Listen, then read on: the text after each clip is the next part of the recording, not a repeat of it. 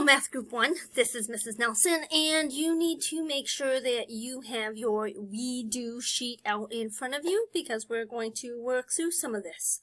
Alright, let's get going. So we have our handy dandy Group 1 sheet and a writing utensil of some sort. You know the drill. We do, turn it in, grab your worksheet, do that. Do the next activity. All right, so we have here prime and composite. At the end of this lesson, you should be able to identify factors of a number. You should also be able to decide, if I give you a number, is it prime or composite? Prove to me how you know that. We'll talk about how you need to show me proof. You're going to decide if a number is a multiple of another number and prove it. I don't want just yes or no. I need you to show me how you know that. And then we're going to look at the first 6 multiples of any given number. So let's go ahead and get started on that. So, like with anything, you need to identify who you are in this whole entire process. So, you need to, please, put your name on your paper.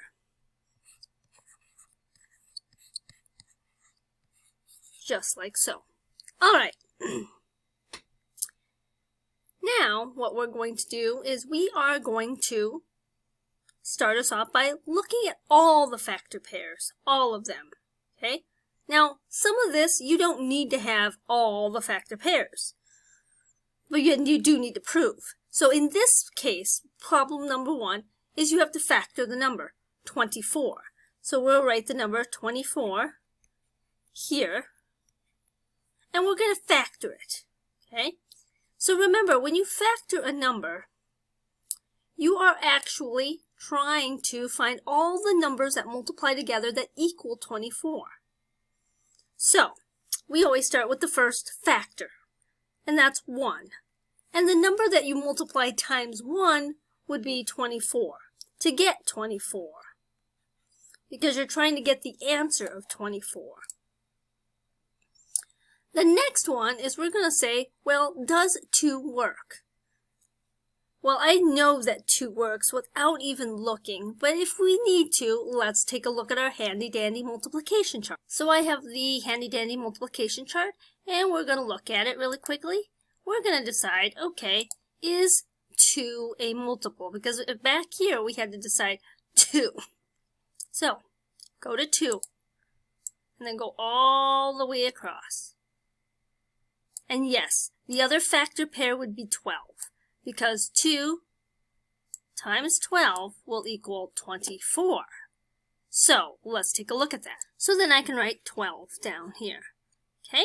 Let's think about the number 3. We'll go back to our handy-dandy multiplication chart and look at 3. Does 3? Yes, it does.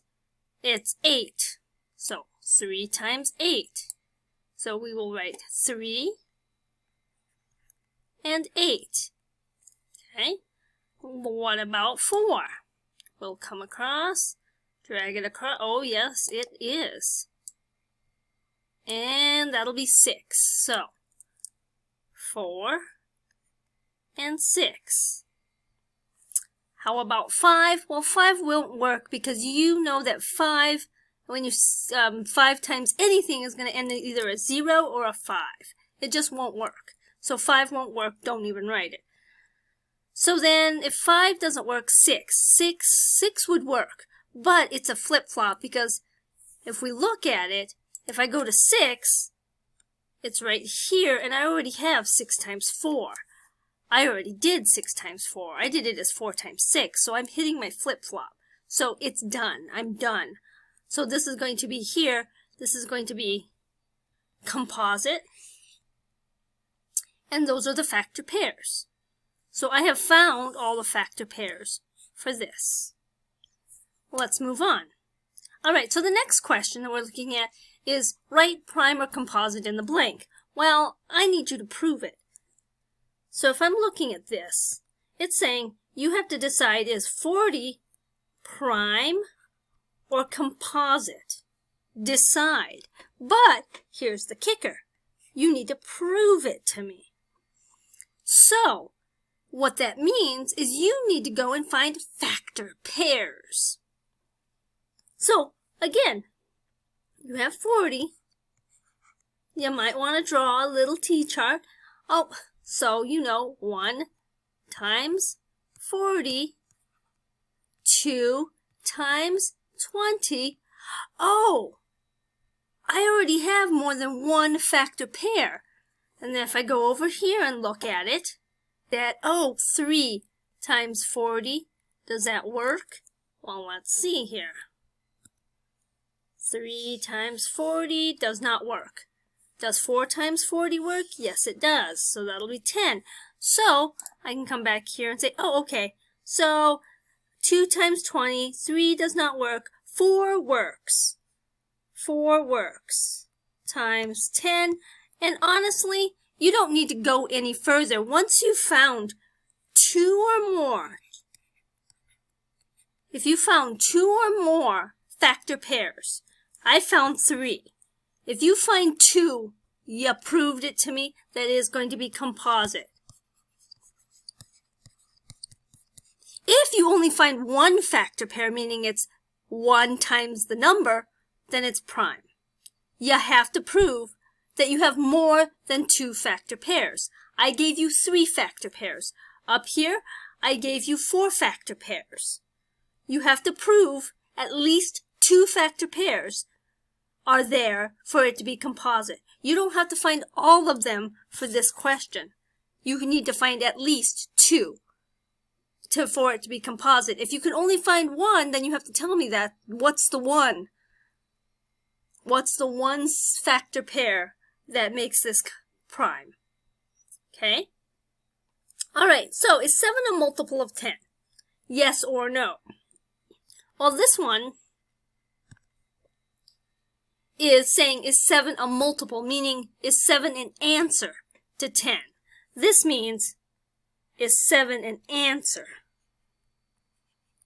So is it an answer?